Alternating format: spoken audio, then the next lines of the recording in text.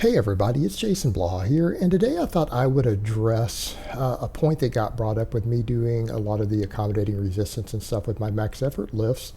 And people are like, aren't you masking your strength with some of the accommodating resistance like AlphaDestiny does? And it's like, no, not really, and here's why. First of all, I'm still doing all my conventional lifts. I'm doing my squat, bench, and deadlift. I'm working with those in the 90 to 95% range. You could extrapolate what my maxes are based on that at any given week. So it's not like they're being hidden. And I'm going to talk with you guys in a minute a little bit about some of these different lift variations and how powerlifters use them to judge strength, test strength, train strength, things like that. It's not as ambiguous as people make it out to be.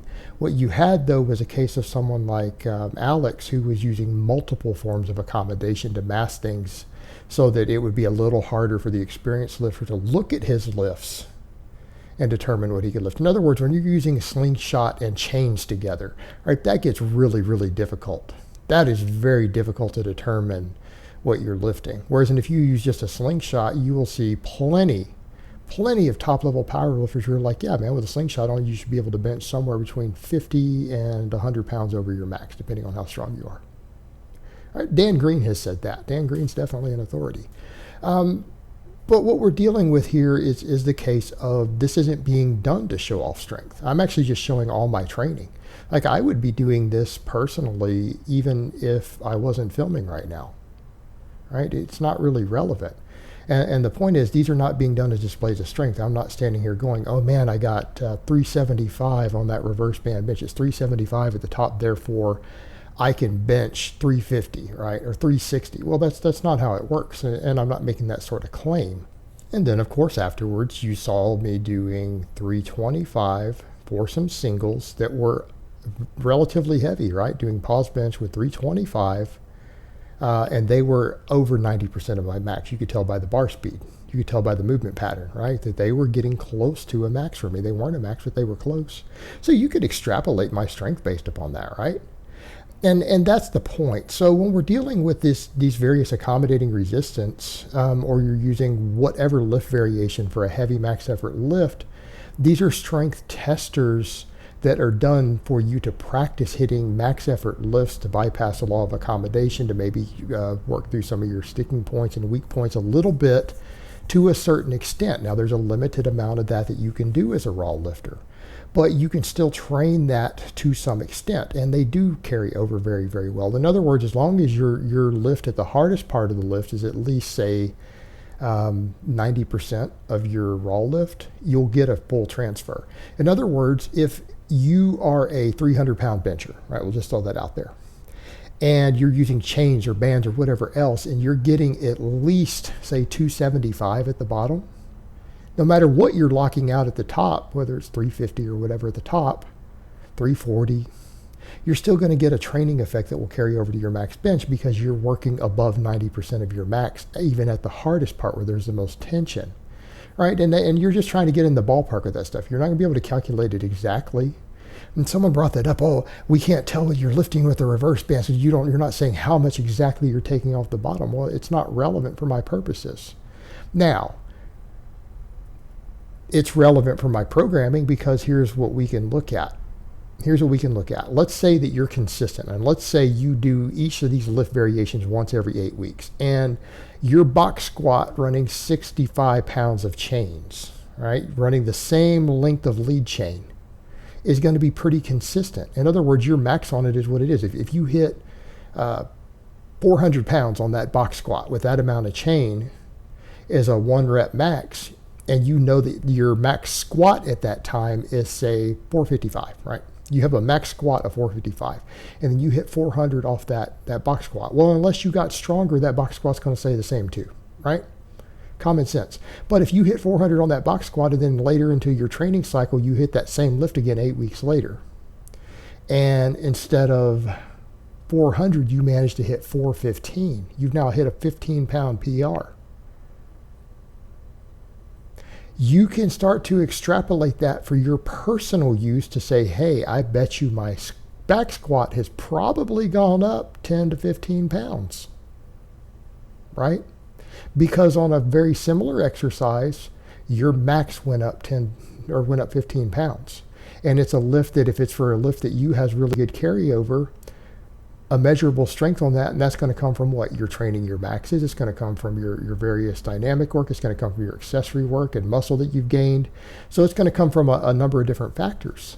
But when several of your strength testers, which still have a training effect, when they go up, you can extrapolate that to your maxes, and you could say, hey, I bet you my max has gone up by this much. So if I went and hit a meet a week from now, I could probably get a 15-pound PR in comp, because I got a 15-pound PR on this close accessory, or this assistance variation, or this variation. You could do the same with your different benching. Right? It's for your training purposes to track these things, and when you can see usually at least 2 of your variations through your different max effort cycle, if 2 of them have gone up the same amount of weight, it's pretty reasonable to assume, especially if they're training some of your weak points. Like, for example, for me, like my thoracic erectors are a weak point on my squat. So if my chain or band safety bar squats go up an appreciable amount, I'm probably going to be able to handle those heavier loads without thoracic rounding on my back squat. My back squat is probably going to go up a similar proportionate amount, right? And that's what we're looking for. We're not looking at them to say, hey, I lift this amount of weight, because it's not relevant. It doesn't carry over. You're not comparing yourself to everyone else out there who may or may not be running the exact same setup on the bands and chains and whatever box squat you're doing or deadlift that you're doing. It's not relevant, because that's not a comparison. We compare strength to other people on standardized lifts. And it's not standardized if you're not running in the rack the same way I am. Now, does that mean you can't ever compare? Of course not. And you can't mask your strength from really experienced coaches who work with this stuff using these methods. If you're only using a single variation like that, like just the same bar, or especially or normal barbell, and you're just using chains or bands, that coach is going to be able to look at that and know what your max is. An experienced coach will. Okay, they're going to be able to look at it and tell based upon their lifters, because here's what you find. And this is what even guys like Louis Simmons say, who devised all these methods and done these for decades with hundreds and hundreds of lifters in his gym. He knows what a guy's max is based upon these lifts.